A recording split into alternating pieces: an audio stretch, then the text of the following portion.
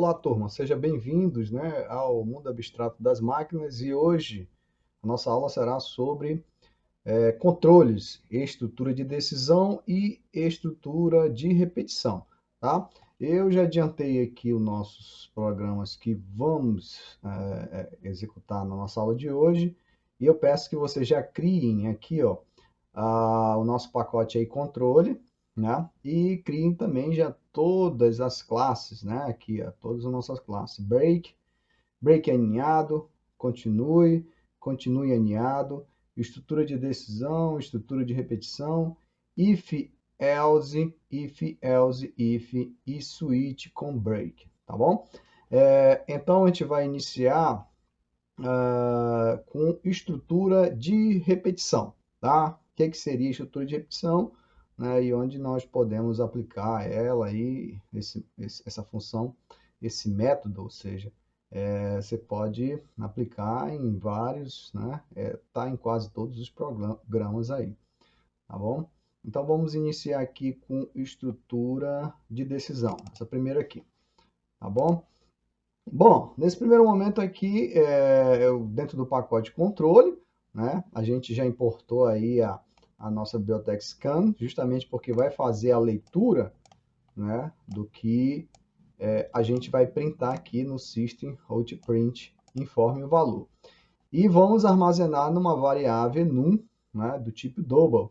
Né, e em seguida, esse valor vai ser, ou seja, essa variável, né, vai estar aqui na minha estrutura de decisão simples, onde eu tenho somente o if, que ele vai fazer a verificação se o num é maior ou igual a 7.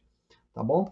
É simples, né? Não tem muito mistério, então cria lá a classe estrutura né, decisão, e aí em seguida adiciona o método principal para a gente chamar aí nosso scan para fazer esse armazenamento desse valor que a gente vai adicionar aqui no print, que vai armazenar no num do tipo double e vai verificar se o valor é maior ou igual a 7. Então, essa aqui é a estrutura de decisão. Para esse caso aqui, eu considero que esse primeiro escopo aqui, ó, que eu abro e fecho, né, esse escopo aqui, ele é verdadeiro. Então, se esse valor aqui for maior ou igual a 7, ou seja, vai printar ali aprovado. Vamos verificar. Tá? Então, eu vou digitar o valor, digito o valor 4, e aí ele me diz, ó, informe um valor. Tá? Na realidade, ele não tem a opção, uma outra opção, né, para me retornar algum feedback, porque eu não coloquei, não existe, né, essa possibilidade aqui. Nesse caso, ele só vai me dar esse feedback se eu digitar um valor maior ou igual a 7. Vamos compilar novamente, e aí eu digito o valor igual a 7, aí ele me printa o aprovado. Observarem que então é uma estrutura simples, que eu tenho somente uma condição, né? Então ele faz essa verificação e me printa. Caso contrário, ele não vem com outra. Mas aí eu posso melhorar, né, essa condição aqui. O que eu tenho que fazer? Deixa eu comentar aqui rapidamente. Tá? Eu posso utilizar também né, o tipo booleano para fazer essa verificação para mim também. Então, o que eu fiz aqui? Eu criei uma variável condição do tipo boolean, né, que vai receber essa expressão aqui, onde null é menor ou igual a 10 e null é maior ou igual a 7, certo? Se isso aqui for verdade, ele vai me printar a condição aprovada também, dentro desse parâmetro, né? Porque no parâmetro anterior, senhores, eu tinha num maior ou igual a 7. Se eu digitasse 11, ele ia falar para mim que estaria aprovado também. Para esse caso aqui, eu tenho um range, né? Eu tenho um parâmetro de inicial, né, e até o final. Então, eu fico dentro do range para mim fazer essa verificação, tá? Então, vamos lá. Aí eu digito 8, ele aprova. E se eu digitar, no caso, 11, ele não faz nada. E se eu digitar também 4, ele também não faz nada.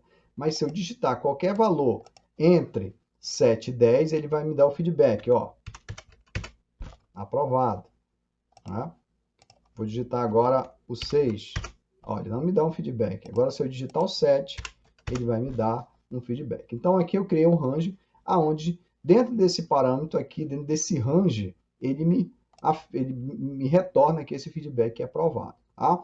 Então, eu poderia também, a gente também pode fazer para uma situação onde envolve todo o contexto, né? O contexto que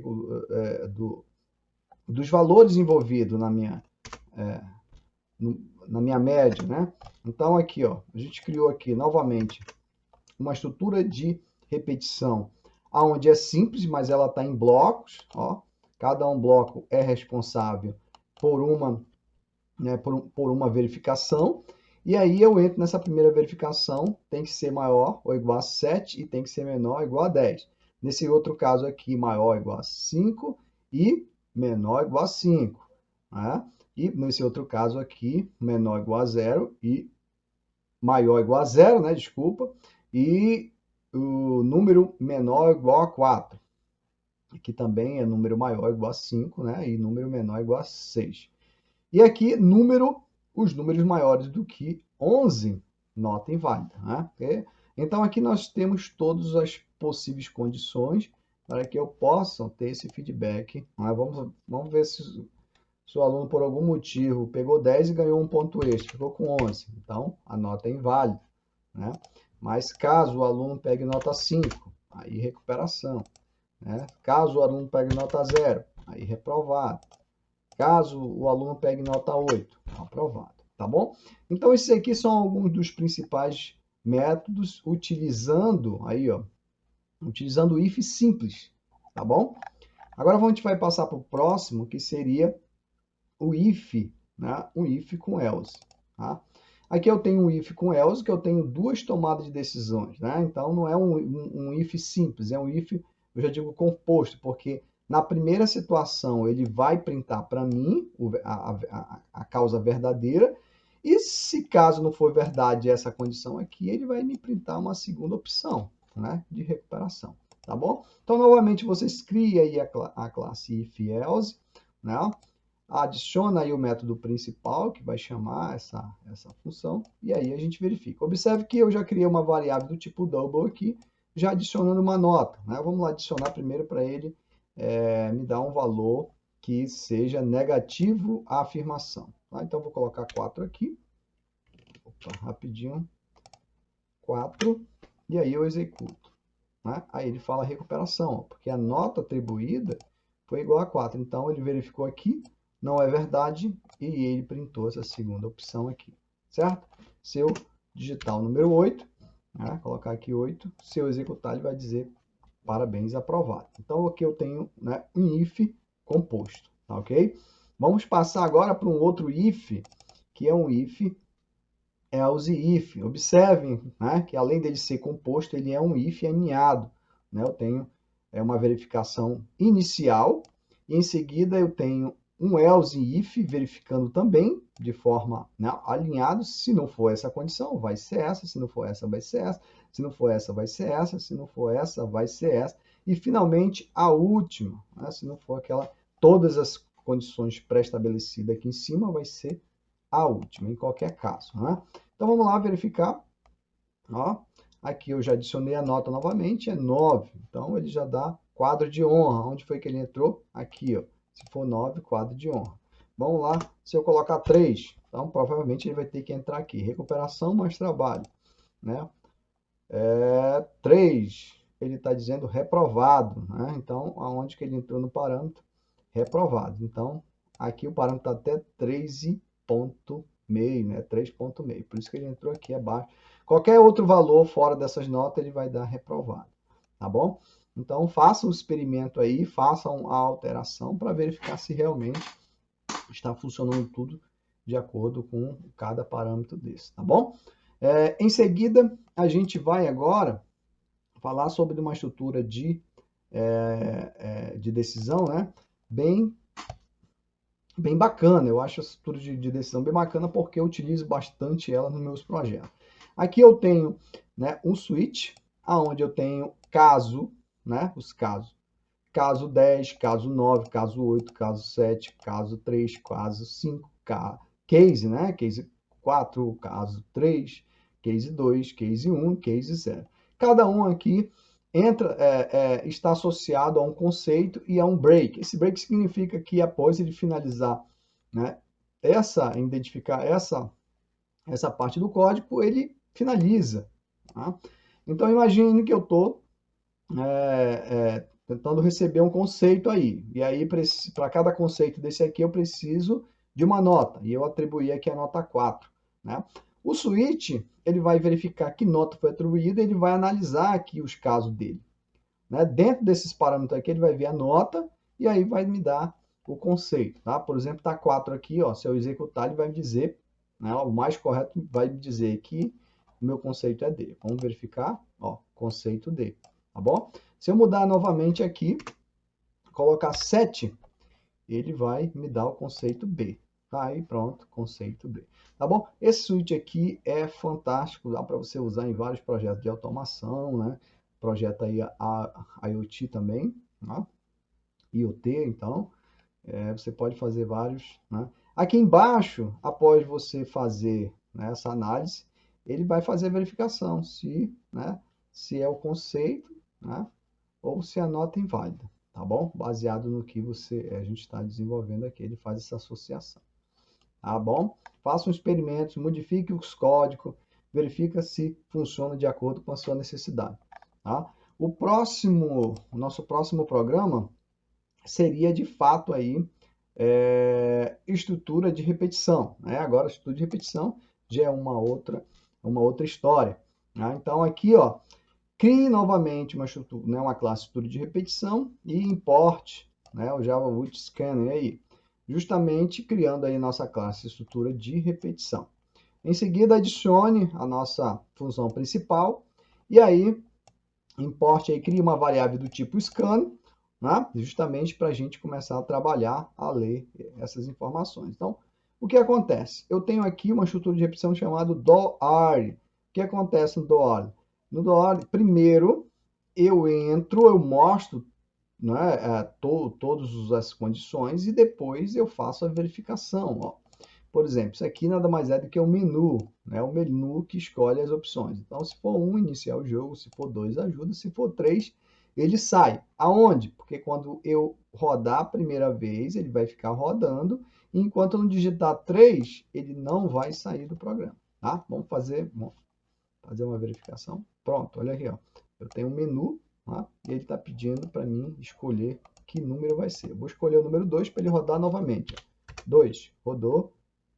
1, rodou. Vai ficar no loop, né? Aí até eu digitar o 3 para ele sair desse loop. Enquanto isso, ó, 2, 1, 2. Aí eu digito 3, ele sai do loop, pronto. Aí sim eu começo, né, a implementar outras partes do código, tá bom? Então isso aqui é do worry. Primeiro eu executo, né, o que está dentro e depois eu faço a verificação, tá bom? Vamos para um próximo aqui, rapidamente vamos comentar. Aqui a gente tem uma estrutura de decisão agora com uma pré-condição. Então, primeiro ele verifica se a condição é verdadeira, né? E depois, o que ele faz? Ah, depois ele printa, né? Então, primeiro ele verifica e depois ele executa. Então, vamos comentar aqui rapidamente. Vamos usar o cont como parâmetro. E aí, a gente executa. Então, no primeiro aqui eu tenho o while, né? Tem um contador para contar, né? Para atribuir esse valor, ou seja, esse cont mais aqui, o que é aquele plus, né? O que ele vai fazer? Eu vou rodar a primeira, ele vale 1, e depois ele vai somar com mais 1, que é o próprio 1 dele, então vai ficar 2. Depois ele vai rodar 3, 4, 5, até ele chegar no que ele está parametrizando aqui, né? Menor ou igual a 10. Quando ele chegar em 9, ele vai sair e finalizou esse nosso doar. Então, o que ele tem que fazer? O cont inicia 1, primeiro ele vai entrar e vai pintar esse cont. Vamos ver. Depois ele vai somar e vai ficar rodando, né? Aí, pronto, tem um erro. Opa, tá dizendo que tem um erro aqui, aonde na entrada. Ah, perfeito. Então, faltou comentar aqui. Mas vamos voltando aqui. Essa entrada é né? Eu tenho que, se eu abrir o scanner ali, né, não se esqueçam de toda vez na hora de setar o scan, né, tem que fechar ele, ó. Entrada ponto close, a variável que você abriu no método scan, senão fica consumindo a memória lá, tá? Então, voltando aqui, agora sim vai funcionar, olha só. Então, eu tenho cont 1, cont 2, cont 3, aí ele chegou até em 10, né, e saiu do meu for, tá bom? Então, faça o experimento aí, movimento, e vocês podem fazer, olha só, você pode também definir que o cont, eu vou até comentar aqui, é igual a 1. Então, ele só vai rodar apenas uma vez, olha, brincando com cont. Olha aí, ó. Na realidade, ele não ficou rodando só uma vez. O que aconteceu aqui foi um loop infinito. Por que aconteceu um loop infinito? Porque o cont é 1 eternamente, né? Então, eu tenho cont igual a 1, cont 1, e aqui ele atribui o 1 ao cont. Então, fica constantemente, né, rodando até o fim. Aí eu tenho que parar, senão vai dar estouro de memória aqui no meu computador. Tá bom? Parei, senão vai saturar minha memória aí, tá? Vamos lá, pessoal. E aí vocês façam, né, experimentos aí com Doare lá, né? Cuidado com o loop infinito para não dar problema na máquina de vocês aí, tá certo? Continuando agora com uma outra estrutura de repetição chamado for. O for também bem conhecido, tá? O que que o for faz aqui? Na realidade, vamos utilizar nesse primeiro caso aqui esse for. Olha só, observe que a diferença do for por doare, então por are, porque o for ele coloca, né, ele adiciona aqui todos os parâmetros dele, né, todas as variáveis dentro do parâmetro que ele tem aqui, ó, dentro do parênteses, né? Então, eu crio uma variável que inicia do tipo inteiro que inicia em 1, depois essa variável tem que ser menor do que 100 e depois ele vai acrescentando valores a essa variável e vai printando para mim. Ó. Olha só, vamos executar, ó, ele foi, né, mostrou até 100 aí para mim, o cont rodou, né, rodou até 100 e mostrou todos esses valores para mim. Mas eu também, ó, posso brincar com for de várias formas, até for infinito, mas tenham cuidado com isso, tá?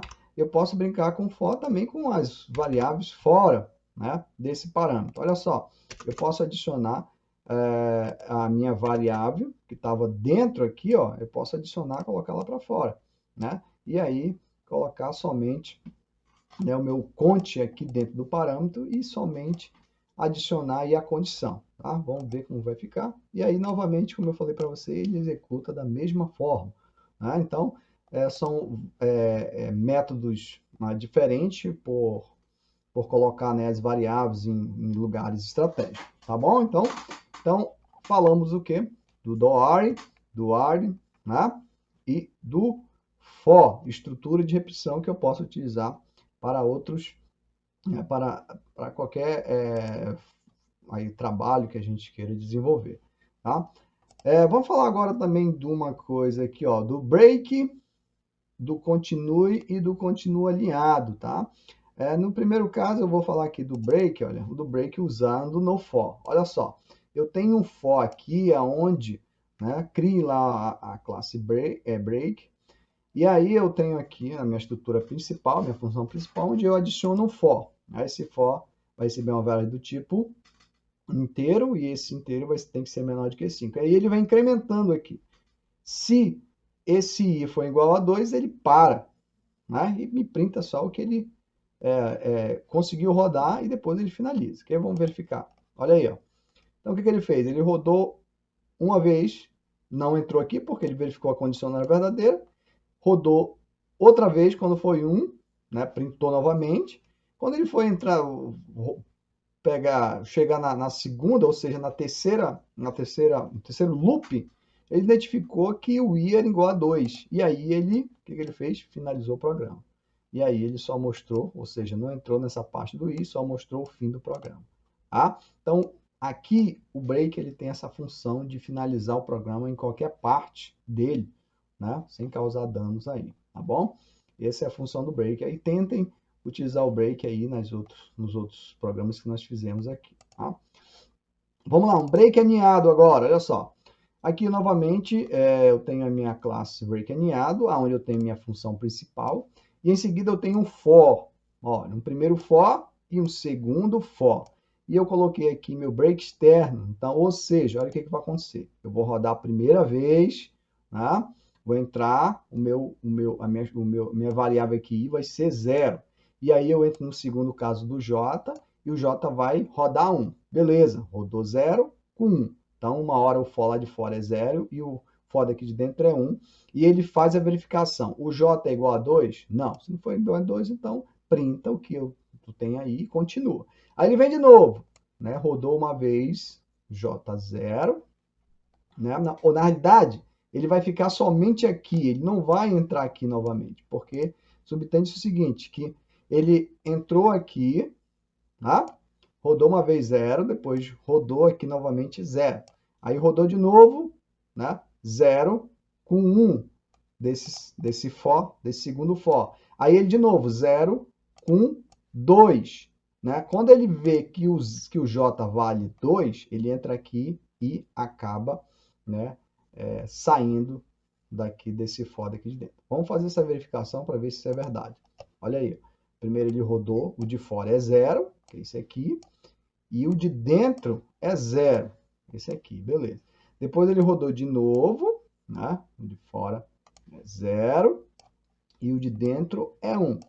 E aí, no segundo loop, quando ele foi verificar aqui, ó, 0 com 2, olha o que aconteceu. O if se manifestou e finalizou o programa e não deixou fazer o system.println, né? Jogou direto para o system.out.println, beleza? É só fazer experimento, fazer essas mudanças aí que vocês vão conseguir, né, dominar aí esse for aninhado com break externo, tá bom? Em seguida a gente vem aqui para o continue. O primeiro modelo de continue seria assim, ó. Eu tenho um for simples, né, e eu faço essa verificação. Olha o que acontece com esse programa aqui. Eu vou executar e ele vem no primeiro for, que ele vai até 5, ele roda, me mostra o 0, roda de novo, né? Agora o i vai ser igual a 1, depois o i igual a 3 e 4 e o fim. O 2, senhores, o que ele fez? Ele não deixou o 2 printar, porque ele diz, se o i for igual a 2, não printe, pule direto para o próximo, né, para a próxima execução, que seria o 3 e o 4. Então continue também, tem essa função. Verifique aí, façam aí os testes de vocês, experimentem e depois me procure lá para a gente tirar as dúvidas. E aí nós temos aí o continue também aninhado, né? É aquela mesma situação. Então, primeiro rodo de fora, rodo de dentro, e quando eu vejo que o J foi igual a 2, eu saio do primeiro e continuo, né, no externo, ok? Vamos fazer a verificação novamente, olha só o que aconteceu.